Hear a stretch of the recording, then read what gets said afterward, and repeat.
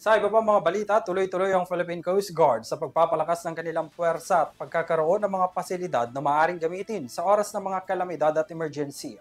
Kasunod dito ng groundbreaking sa kauna-unahang itatayong PCG General Hospital. Narito ang aking balita. Sa pinakapambihirang pagkakataon, pinasinayaan ng Philippine Coast Guard ang kauna-unahang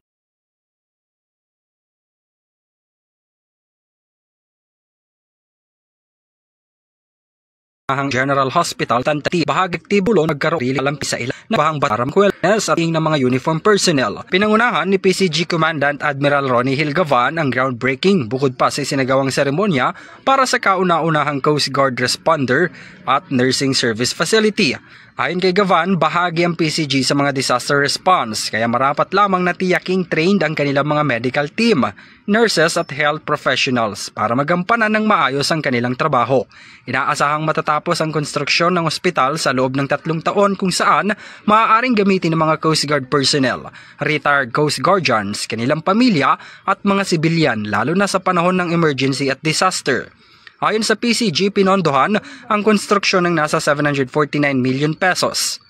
Layon rin nito na magbigay ng dekalidad na serbisyong medikal sa pamamagitan ng mga modernong pasilidad.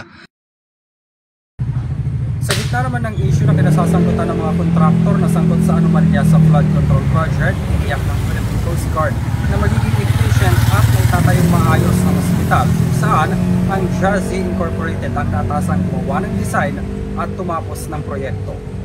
Para sa EuroTV News, ako si Henry J. Nicolas, sumasaludo sa bawat Pilipino.